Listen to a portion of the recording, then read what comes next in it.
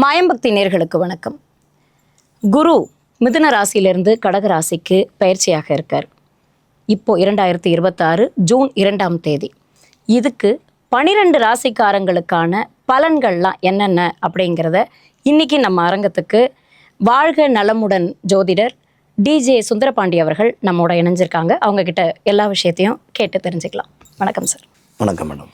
12 ராசிக்காரங்களுக்கான இந்த குரு பயிற்சி எப்படி இருக்க போகுது, அதை பற்றி கொஞ்சம் சொல்லுங்கள். பொதுவாகவே பார்த்திங்கன்னா நம்மளுடைய குரு பகவான் அப்படிங்கிறது பார்த்திங்கன்னா நவகிரகத்தில் கிட்டத்தட்ட 9 கிரகங்கள் சொல்லுவோம். இந்த 9 கிரகங்களில் 2 கிரகங்கள் நிழல் கிரகங்கள், ராகு பகவானும் கேது பகவானும். ஸோ மீதி உள்ள 7 கிரகங்களில் மிக சுப கிரகம், ஒரு தூய்மையான சுத்தமான கிரகம் அப்படின்னு சொல்லுவோம். ஸோ அப்படிப்பட்ட கிரகம் யாருன்னு பார்த்திங்கன்னா நம்மளுடைய குரு பகவான். இப்போ இந்த ராகுகேது பயிற்சி, சனி பயிற்சிலாம் ஆனால் மக்களுக்கு ஒரு பதட்டம் இருக்கும். ஆனால் குரு பயிற்சிங்கிறப்ப நம்ம எல்லாருமே வெல்கம் பண்ணுவோம். அது யாராக இருந்தாலும் சரி, அப்பாடி குரு பயிற்சி வருதப்பா அப்படிங்கிற ஒரு சிந்தனை இருக்கும். ஸோ அப்படிப்பட்ட குரு பகவான் இந்த வருடத்தில் ஒரு மிகப்பெரிய சிறப்பை நமக்கு அனைவருக்குமே ஒரு 12 வருஷத்துக்கு பிறகு கொடுக்க போகிறார் அப்படிங்கிறது உண்மை. ஸோ அது என்ன சிறப்பு அப்படின்னா, நீங்கள் சொன்ன மாதிரி மிதுன ராசியிலிருந்து தன்னுடைய அடுத்த கட்ட நகர்வான கடக ராசிக்குள்ளே அவர் போகக்கூடிய இந்த அற்புதமான காலம் ஒரு 12 வருஷத்துக்கு ஒருக்க நடக்கக்கூடிய செயல்பாடு. ஏன்னா குரு ஒரு ராசியை விட்டு இன்னொரு ராசியை கடப்பதற்கு 1 வருட காலம் எடுத்துக்கிடுவார். அதிசாரமாக முன்னோக்கி போவார், பின்னோக்கி அப்புறம் வக்ரமாகி வருவார். அப்படிங்கிறது கூட பொதுவாகவே ஒரு ராசியிலேருந்து அவர் மெயினாக ஒரு குரு பயிற்சி அப்படிங்கிறது 1 வருஷத்துக்கு ஒருக்க நடக்கக்கூடிய ஒரு செயல்பாடு. ஸோ இந்த செயல்பாடானது பார்த்திங்கன்னா இந்த வட்ட கடகத்துக்குள்ளே வர்றது அப்படிங்கிறது நம்மளுடைய குரு பகவானுக்கு மிக பிடிச்ச வீடே கடகராசி தான். உச்ச வீடு. ஆமாம், அந்த வீட்டில் தான் ஒரு உச்சம் அடைகிறார். ஸோ அப்போ தனக்கு பிடித்த வீட்டில் அமர்ந்து அவர் ஸ்தான பலத்தை விட அவருடைய பார்க்குற பார்வையுடைய செயல்பாடு வில் பவராக இருக்கும், வேற லெவலில் இருக்கும் அப்படிங்கிறது நிதர்சனமான உண்மை. இப்போ முதல் ராசியான மேஷ ராசிக்காரங்களுக்கு இந்த குரு பயிற்சி எப்படி இருக்க போது, என்னென்ன சாதக பாதகங்கள் எல்லாம் கொடுக்க போறாரு? பொதுவாகவே பார்த்திங்கன்னா குரு பகவான் அப்படிங்கும்போது சாதகமான விஷயங்கள் தான் நம்ம மெயினாக எடுத்துக்கிடுவோம். ஸோ அப்படி எடுக்கும்போது பார்த்திங்கன்னா மேச ராசிக்கு 3ஆம் இடத்துல இருந்த குரு பகவான் 4ஆம் இடத்துக்கு போயிடார். இங்கே ஸ்தான பலமும் மேச ராசிக்கு ஒர்க்காக போகுது. ஸோ பார்வை பலனும் ஒர்க்காக போகுது. அப்படிங்கும்போது பார்த்திங்கன்னா நம்மளுடைய மேச ராசி என்பர்கள் அப்படின்னாலே உண்மையிலேயே தைரியம், தன்னம்பிக்கை, விடாமுயற்சின்னு சொல்லி நிறையா சொல்லிக்கிட்டே இருக்கலாம். ஆனால் அதெல்லாம் இப்போ தொலைச்சிட்டாங்க. இப்போ அது எங்கே இருக்குங்கிற தேட வேண்டிய சூழ்நிலை அவங்களுக்கு இருக்குது.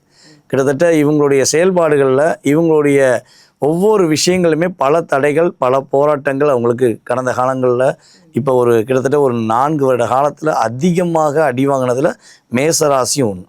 அடி மேல் அடி, என்ன பண்ணால் அடி. அதாவது நம்ம நடந்து போனால் எதுக்கு வரேன், சைக்கிள் மோதுறான், பைக்கில் மோதுறான் அப்படிங்கிற மாதிரி இவங்க கரெக்டாக எல்லா விஷயமும் செய்கிறாங்க. ஆனால் இவங்களை எதையும் செய்ய விடாமல் சூழ்ச்சியின் அடிப்படையில் இவங்க நிறைய மாட்டிக்கிட்டாங்க.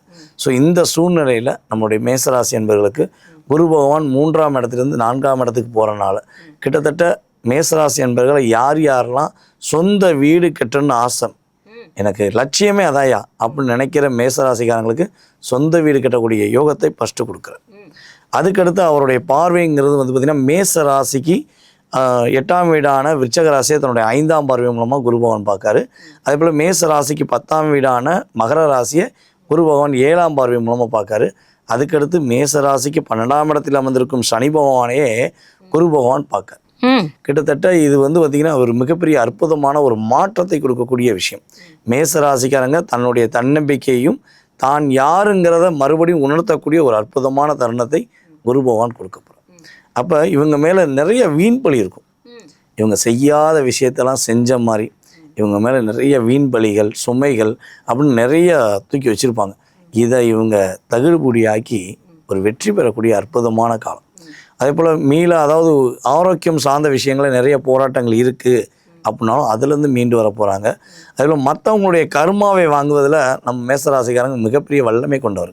ஏன்னா கர்மஸ்தானம் என்று சொல்லக்கூடிய மகர ராசி தான் செவ்வாய், மேசராசிக்கு அதிபதி செவ்வாய் போய் உச்சம் முடியாது.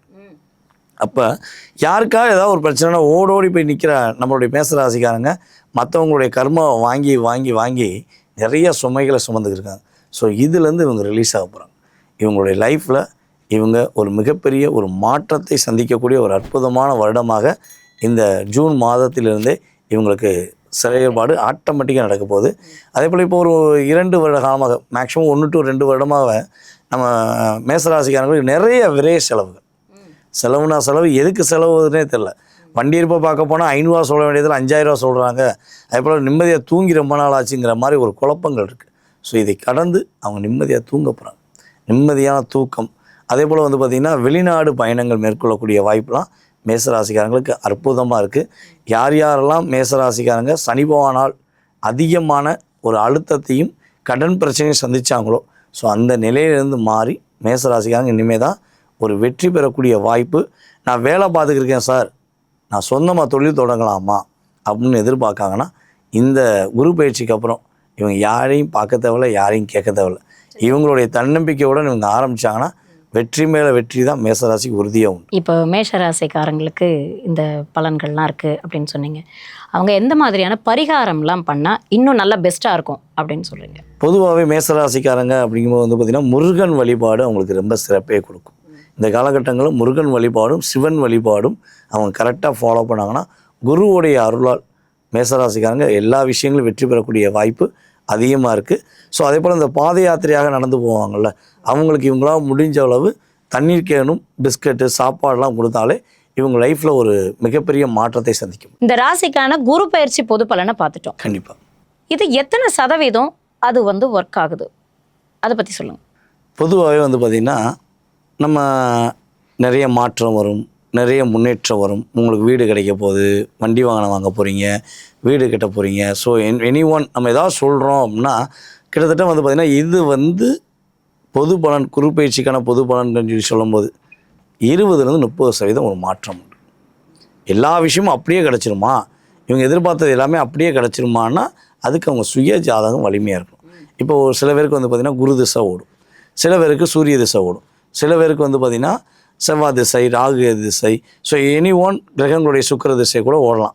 ஸோ அந்த திசாநாதனுடைய அடிப்படையை வச்சு, அந்த புத்திநாதனுடைய அடிப்படையை வச்சு தான் இவங்க எதிர்பார்க்குற விஷயங்கள் எந்த அளவுக்கு ஒரு மிகப்பெரிய மாற்றத்தை கொடுக்கும், எந்த அளவுக்கு ஒரு மிகப்பெரிய முன்னேற்றத்தை கொடுக்கும்னு சொல்லி நம்ம தெளிவாக சொல்ல முடியும். அப்போ இந்த 20-30% அவங்க சுய ஜாதகத்தில் உள்ள நடப்பு தசா புத்தியும், அதே போல் அவங்களுடைய லக்ன ரீதியாக எந்த கிரகங்கள் இணைவாக இருக்குது, எந்த கிரகம் ஆளுமை பெறுது, எந்த கிரகம் வலிமை பெறுகிறது, எந்த கிரகம் வலிமை இழக்கிறது, அதுமாதிரி நீசம் அடையிறது அப்படின்னு சொல்லி பார்க்கும்பொழுது அந்த கிரகத்துடைய தன்மைகள் இவங்க சாதகத்தில் சாதகமாக இருக்கா அல்லது பாதகமாக இருக்கா அப்படிங்கிறதெல்லாம் நம்ம தெளிவாக செக் பண்ணோன்னு வச்சுக்கோங்களேன். இவங்க எதிர்பார்ப்புக்கான அத்தனை விதமான கேள்விகளுக்குமே நம்ம உறுதியாக தெளிவாக பதில் சொல்ல முடியுங்கிறது கணக்கு. என்ன வந்து பொது பலன்களை பார்த்தாலும் சுய ஜாதகத்தை பார்த்தாதான் அவங்களுக்கு சாதகமா பாதகமாங்கிறத பற்றி நம்ம கணிக்க முடியும். அதனால அவங்களோட சுய ஜாதகத்தை ஒரு தடவை வந்து செக் பண்ணிக்கிறது ரொம்ப நல்லதுன்னு சொல்ல வரீங்க. கண்டிப்பா. இப்போ இந்த குரு பயிற்சி பலன்கள்லாம் பார்த்தோம். கண்டிப்பா. நிறைய விஷயங்களை எங்களோட ஷேர் பண்ணிக்கிட்டீங்க. ரொம்ப நன்றி. ரொம்ப நன்றி.